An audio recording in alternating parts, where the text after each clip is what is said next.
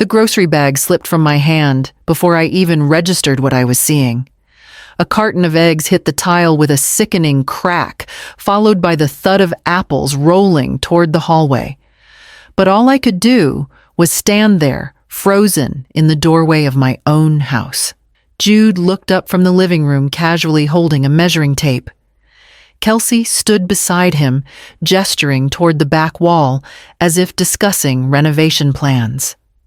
Her mother was perched on the arm of my reading chair, my chair sipping from a travel mug. A woman I didn't recognize held a clipboard and was pointing toward the ceiling. I knew the type. Real estate. Jude didn't even look surprised. "Mom," he said like I was interrupting something. "You weren't supposed to be here yet." I stared at him. "This is my house."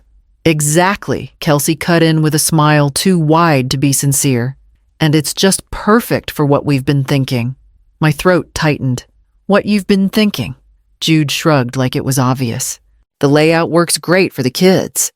And the office can be converted. We already decided this would be easier for everyone. No more rent. Closer to daycare. And you're not using all the space." My key was still dangling from the lock behind me. I stepped inside, slowly past the broken eggs, past the realtor, past the woman I had never invited. No one moved to clean up the mess. No one offered to help. I smiled just enough to bare my teeth. "Well," I said softly, "since you've all had your look." I didn't finish the sentence. I didn't need to. I simply walked over to the front door and held it open. One by one, they filtered out. Kelsey's mom gave me a look of pity. The realtor muttered something about market potential. Jude kissed my cheek like nothing had happened. I shut the door behind them. Then I called the locksmith. 3 days earlier, Jude had shown up with 2 coffees and a smile that almost felt like the boy I used to know. "Thought I'd come see the new place," he'd said, handing me the paper cup, like it was a peace offering. We sat on the small porch, watching the tide slide in under a sky that couldn't decide between rain and sun. He asked about the flooring, the paint colors, if I'd decided on furniture for the guest room. I remember feeling almost proud, not just of the cottage, but of how calm things felt. Familiar. Then the doorbell rang. Kelsey arriving just to say hi, she claimed, with her mom in tow.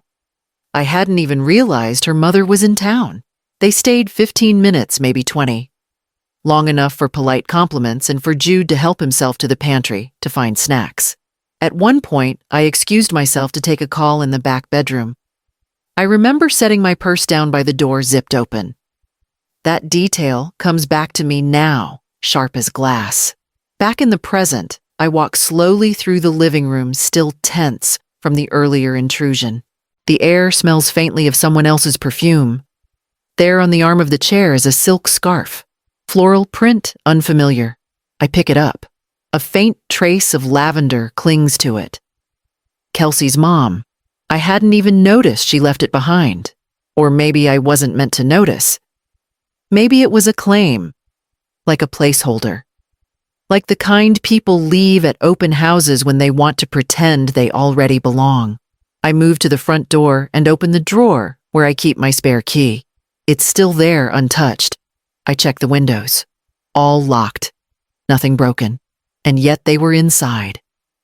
I grab my purse from the table and check the zipper pocket. One of the 2 spare keys I made just in case I forgot mine is gone. Not misplaced. Taken. I press my fingers hard into the counter to keep them from shaking. In the hallway, I notice faint lines on the hardwood tape residue stretched across the threshold of the office. Measurements. Planning. They weren't just visiting. They were mapping out my life. I used to tell myself it was love. That's what mothers do, we give. We fill in the cracks. We keep things from falling apart. When Jude was 12 and the cancer took John in less than 6 months, I swore I'd do it all. I picked up extra shifts at the bank. I sat at every soccer game even when I hadn't slept. I packed every lunch, made every costume, paid every bill. There was never enough of me, but somehow I stretched. He got into grad school and called me crying with joy. I co-signed the loans and paid the first year outright. When he and Kelsey married, I emptied half my savings to help with the down payment on their house. They called me generous. I called it normal. Then the twins came early, 6 weeks premature, and I moved into their guest room for 4 months, taking night feedings while working 10-hour days remotely. I'd sleep in snatches, eat when I remembered fold laundry between Zoom calls. Jude would kiss my forehead and call me a saint. Kelsey said she didn't know what they'd do without me. When Kelsey lost her job last year, they were behind on everything. Mortgage, car payments, the daycare closed. Jude asked almost sheepishly if I could help just this once. I wired them $20,000 that same day. No contract. No conversation since. They never paid it back. But I never asked. Because that's what I do. I step in. I give. I stretch until I don't even feel it anymore. Standing in my own kitchen now staring at tape marks on the floor I didn't put there. Something shifts. Not a crack, more like a clean, quiet snap. Like a wire that finally reaches its limit. I think about all the times I was praised for being selfless. But what they really meant was willing. Willing to rearrange my life for theirs. Willing to go without. Willing to be small so they could expand. I wipe the counter slowly, deliberately, and toss the scarf into the trash. Then I reach for my phone and open the call log. It started as a casual conversation, just 2 neighbors chatting near the mailbox. "I'm so glad someone nice ended up in the cottage," Carla said, holding her dog's leash in one hand and a warm smile in the other. "Honestly, your son seemed so sure it was already going to family." I paused mid-reach for my mail. "My son. Oh, sorry, I assumed you knew," she said quickly. "Jude. Right. He came by a couple weeks before closing. Asked if you'd consider selling it to family before anyone else bought it. Figured it was all arranged. She meant well." I could tell by her wince. I nodded, forced a laugh, and walked back toward the porch with the envelope clutched tight in my hand. I didn't open it. I didn't even know what it was. I sat down, pulled out my phone, and called Elise, my realtor. "Did Jude ever contact you?" I asked. "About the property?" There was a pause. Too long. "Maris," she said gently, "I thought you knew. He reached out about transfer options the week your offer was accepted. Said he was exploring ideas for multifamily use. He seemed involved." I thanked her, hung up, and stared out at the lawn. The hydrangeas needed pruning.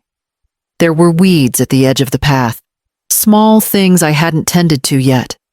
I'd only been here 9 days. 9 days, and they'd been circling for weeks. Not a fantasy. Not a harmless dream. This wasn't Jude and Kelsey looking at paint samples and talking possibilities. This was movement. Steps taken. Inquiries made. My name replaced with theirs in conversations I wasn't part of. They saw my purchase not as a milestone, but as a placeholder. My chest felt tight, but not in grief. Not this time. It was something sharper, cleaner, like clarity with teeth. I walked back inside, sat at the kitchen table, and wrote one sentence in my notebook. "They don't think it's mine." And for the first time in a long while, I thought maybe that's something I should finally let them know. Jude opened the door like nothing had happened, like I was just stopping by to drop off cookies or check on the twins. The casualness in his face didn't match the pounding in my chest. "Hey, Mom," he said, stepping aside. "Kelsey just ran out for groceries." "Come in." I didn't move. "We need to talk." He gave a shrug, as if bracing. "Okay." We sat at the kitchen island, the same place I'd once folded baby clothes, spooned applesauce into tiny mouths, wiped away tears, and spilled milk, like it was all part of the job. The twins' drawings still covered the fridge, and for a moment, I stared at a crayon sun with a crooked smile. You contacted Elise, I said. Before I even moved in. Jude leaned back. I mean, yeah, I just asked questions. You asked about title transfer. It was just a thought. Come on, Mom. He smiled like this was nothing. That house is too big for you. And you hate being alone. This would have solved everything. I laughed. Not loud, not cruel, just soft and hollow. You think I bought that house to solve your life? He straightened a little. No, I didn't mean it like that. We thought maybe it could be shared. You didn't ask. His mouth opened then shut. He ran a hand through his hair. I swallowed hard. I didn't buy that house to fill it with your decisions. I bought it to breathe.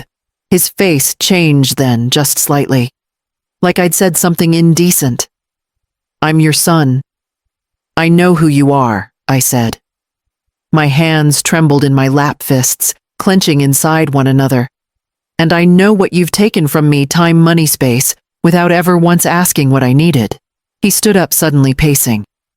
You're blowing this out of proportion. No, I said. I'm finally seeing it for what it is. My voice wasn't loud, but it didn't break. Not this time. He didn't follow me to the door, and when I closed it behind me, I already knew what I had to do next. I was halfway through my second cup of coffee when the notification pinged. Kelsey tagged you in a post. I tapped it without thinking, expecting another school photo of the twins, or maybe a recipe she thought I'd like. Instead, I was staring at a caption that made the bottom of my cup feel suddenly too far away. Kids finally getting a bigger place. So grateful to Mom. The photo showed her boys in their shared room boxes, stacked in the corner, a toddler mattress leaning against the wall like a promise.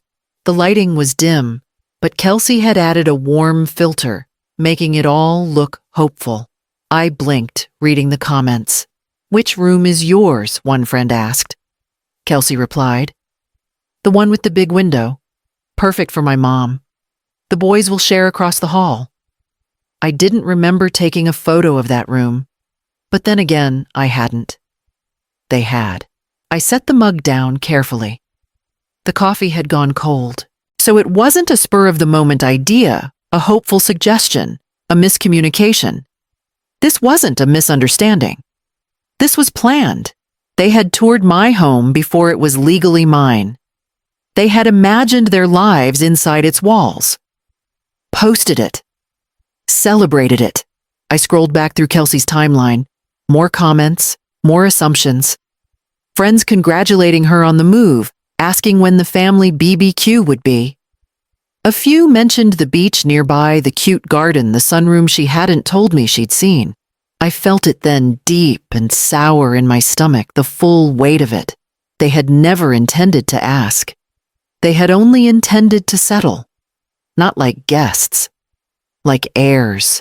Like the space had always been waiting for them and I'd just been keeping it warm. I closed the app, wiped my hands on a dish towel, and walked to the window. Outside, the light hit the side of the house just right, casting shadows where I imagined laughter might have lived.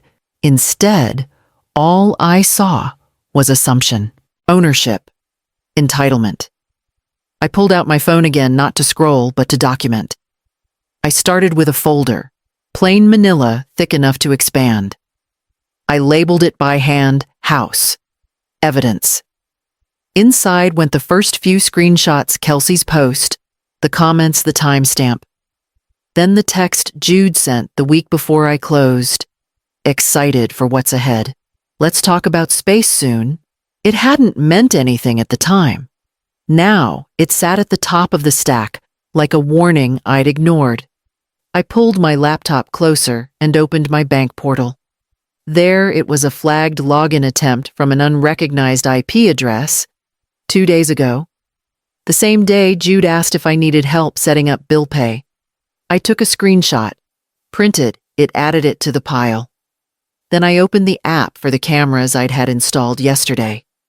The technician hadn't asked questions when I requested coverage on every exterior point. I told him I had nosy family, and he just nodded like he'd heard worse. I hit play on the clip from noon. Kelsey's mother stood on my porch, glancing over her shoulder as she tried a silver key, then a brass one. Neither worked. Her jaw tightened. She pulled out her phone. 10 minutes later, a white van pulled up.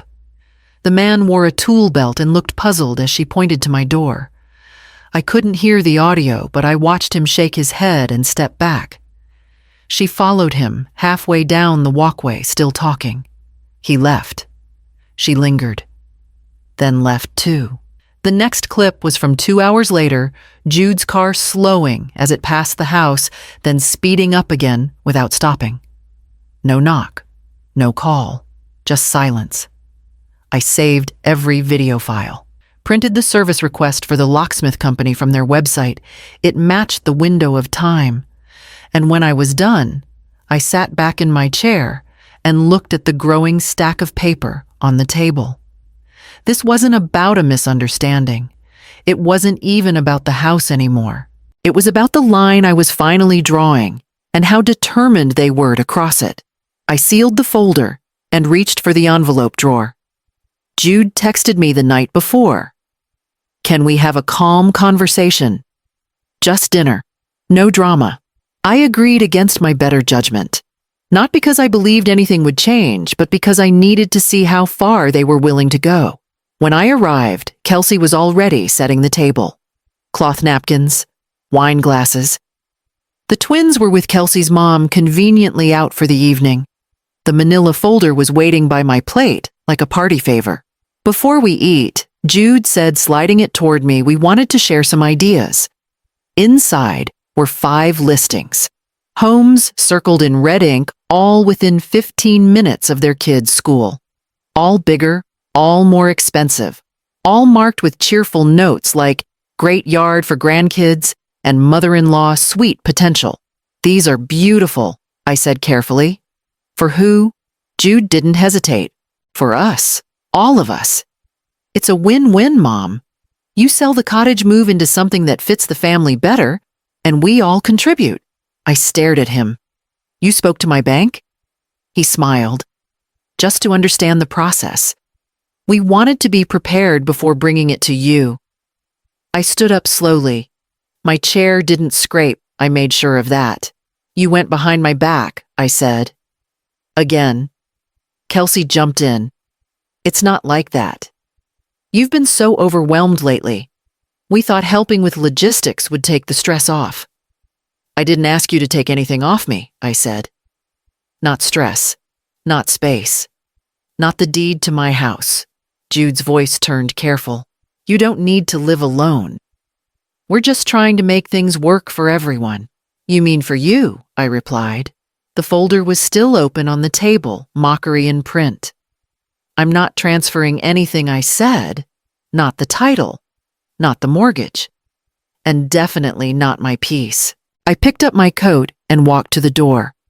My heartbeat steady now, not shaking.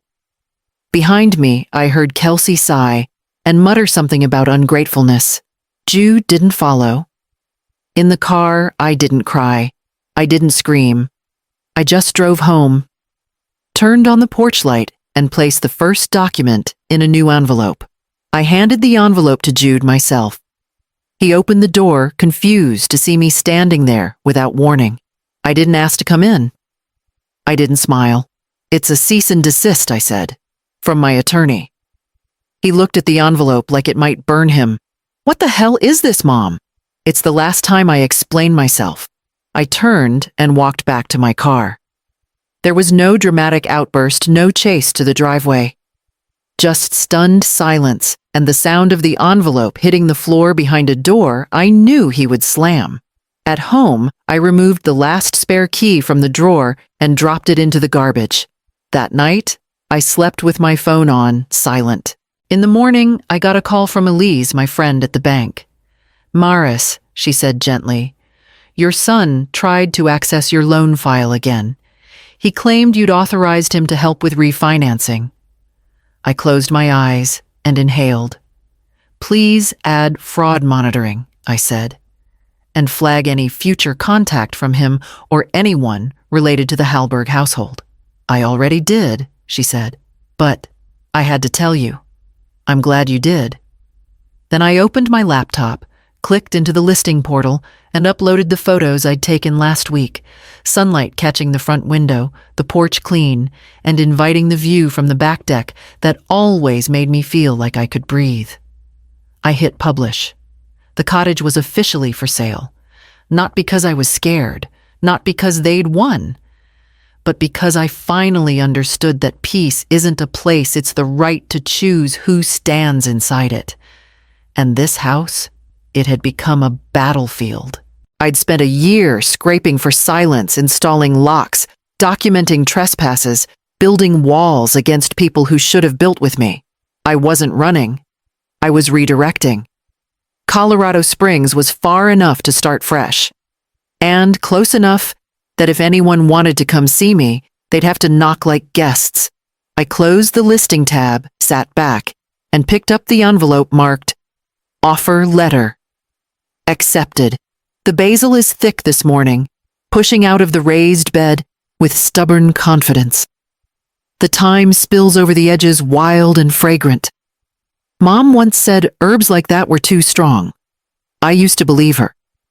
Now I plant them on purpose. The air in Colorado is different. Not cleaner, just quieter. Or maybe that's me. Inside the house smells like coffee and clean linen. No toys on the floor, no voices echoing down the hall, just the hum of a life that fits. The wall near my kitchen holds a small gallery now. Hikes with co-workers. A blurry photo of me and Sophia from accounting, laughing with red cheeks and wind in our hair. A picture of my hand shaking the CEOs at the ribbon cutting of our new branch office. No Jude, no Kelsey, no kids in matching shirts. Just the moments I chose. My name is the only one on the mailbox. It makes the mail lighter somehow. Less expectation stuffed inside. The key hook by the door holds one key. Smooth, worn at the edges, shaped only for this lock. There's no emergency spare. No backup hidden in a flower pot. No copy passed to anyone just in case. I know who comes in now. I know who doesn't. Some nights I wonder what they say about me back home. If I've become the villain in their version. The one who abandoned the one who walked away from family. But then I pour a glass of wine. I stand by the back window. I listen to the quiet, not empty, but full in a different way. Last week, Thomas, a junior engineer at work, asked me for advice about a client. He said he admired the way I held boundaries without apology. I smiled at that. I didn't always know how, but I do now. Later that evening, I added a new photo to the gallery, me in front of this house, holding a potted marigold. Alone, proud, free. Then I placed my key back on its hook and closed the door behind me.